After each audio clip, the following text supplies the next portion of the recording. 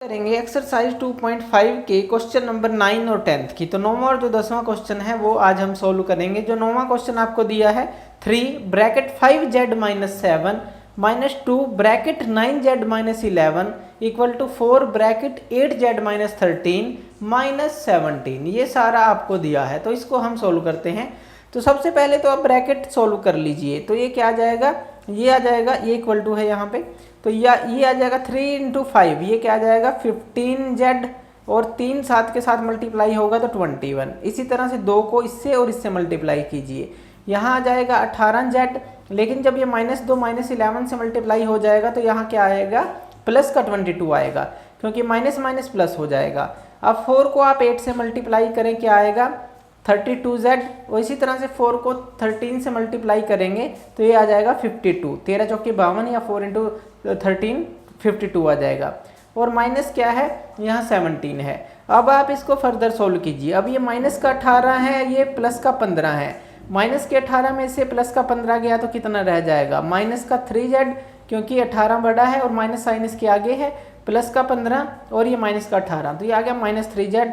इसी तरह से प्लस का 22 है, माइनस का 21 है, तो 22 में से 21 गया, क्या आ जाएगा, प्लस का 1 आ जाएगा। इसी तरह से इस तरफ देखिए, ये क्या आ जाएगा 32z। अब माइनस का 52 है, माइनस का 17 है, यानी कि दोनों ये प्लस हो जाएंगे, तो 52 और 17 कितना होगा 69, लेकिन जो साइन है वो माइनस का रहेगा इनके आगे, क्योंकि दोनों ही माइनस के थे।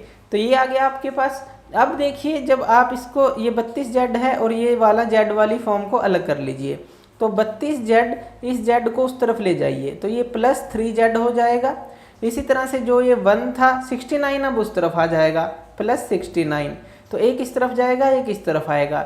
अब 32 और 3 ये कितना हो जाएगा, ये हो जाएगा 35, और ये क्या हो जाएगा 35z, और ये क्या हो जाएगा 1 और 69 प्लस में है, तो ये हो जाएगा 70। अब z की वैल्यू क्या आ जाएगी 70/35, ये 35 इसके नीचे आ जाएगा, और जब आप इसको कट करेंगे z की वैल्यू आ जाएगी 2। तो हमें z की वैल्यू फाइंड आउट करनी थी, आप इस तरह से सोल्व कर सकते हैं इसको। क्वेश्चन नंबर 10 की बात करते हैं। ये आपको दिया है 0.25 ब्रैकेट में 4f minus 3 equal to 0.05 bracket में 10f माइनस 9। तो आप इसको सोल्व कीजिए। अब देखिए, जब 0.25 को पहले इससे मल्टीप्लाई करें, फिर इससे मल्टीप्लाई करें। अब 0.25 को जब 4 से मल्टीप्लाई करेंगे तो क्या आएगा, आप क्या सोच रहे हैं, क्या आएगा, f आएगा सिर्फ। क्यों, देखिए 25 चौके क्या होता है 100 होता है, और यहाँ पे क्या है 0.25, तो 0.25 जब 4 से आप मल्टीप्लाई करेंगे तो क्या आ जाएगा 1 आ जाएगा, 1 यानी कि सिर्फ f रह जाएगा। तो ये आप ध्यान दीजिएगा यहाँ पे।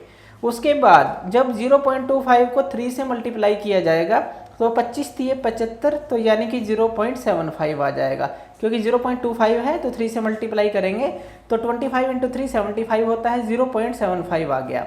इसी तरह से यहाँ पे अब आप 0.05 को 10 से मल्टीप्लाई कीजिए तो क्या आएगा, एक बार करके देख लीजिए। 0.05 है, आप उसको 10 से मल्टीप्लाई कर रहे हैं। अब आप जब ये पॉइंट हटा दें तो यहाँ पे नीचे क्या आ जाएगा 100 आ जाएगा, एक 0 से एक 0 कट गई, और उसके बाद यहाँ पे यहाँ 5 रह गया, तो जो नीचे 100 आ गया, जब आपने पॉइंट हटाया, एक 0 से एक 0 कट गई, और 5 एकम 5, 5 दूनी 10, 1/2 आ गया, और 1/2 किसके बराबर होता है 0.5 के, क्योंकि 0 और 0.5 पे ये जाएगा, तो यहाँ पे क्या आएगा 0.5f आएगा। तो मल्टीप्लिकेशन में आप ध्यान रखिएगा। अब इसी तरह से 0.05 है, 9 से मल्टीप्लाई करेंगे तो 45 होता है, 5 इंटू 9, तो 0.45, क्योंकि एक 2 को छोड़ के पॉइंट है, एक 2 को छोड़ के पॉइंट है। तो यहाँ पे ये जो मल्टीप्लिकेशन की है इसका आप ध्यान रखिएगा। तो आप इसको किसी तरह से भी सोल्व करके देख सकते हैं। अब देखिए, जो f वाली टर्म है उनको एक तरफ कर लीजिए, f है, ये 0.5f है, तो इसको इस तरफ ले आइए, ये प्लस का है, इस तरह आके माइनस का हो जाएगा, और ये जो है उस तरफ जाके प्लस का हो जाएगा। 0.45 ये माइनस का था इस तरफ, और ये प्लस का 0.75 हो जाएगा। कि 1 में से आप आधा घटा दें तो आपको क्या मिलेगा, आधा ही मिलेगा, 0.5f मिलेगा। एक में से आधा गया 0.5, आप उसको लिख सकते हैं। इसी तरह से 0.75 में से 0.45 जब आप घटाएंगे आपको 0.3 मिलेगा, तो f आ जाएगा आपके पास 0.3/0.5, यानी कि दोनों डिवाइड में आ जाएंगे। अब आप इसको फर्दर भी सोल्व करके देख सकते हैं। 3/10 आप लिख सकते हैं। और इसी तरह से जो ये है जो 0.5 था तो 5/10 आप लिख सकते हैं। तो अगर आप इसको फर्दर लिखें 3/10 गुना 10/5, तो इस तरह से भी आप इसको लिख सकते हैं। यानी कि आप जो है इसका जो आंसर है आप 3/5 भी लिख सकते हैं। तो इस तरह से 3/5 भी आप इसका आंसर लिख सकते हैं। तो ये जो है जो f की वैल्यू है जो ये आ जाती है। उसके बाद 3/5 को भी आप सोल्व कर सकते हैं।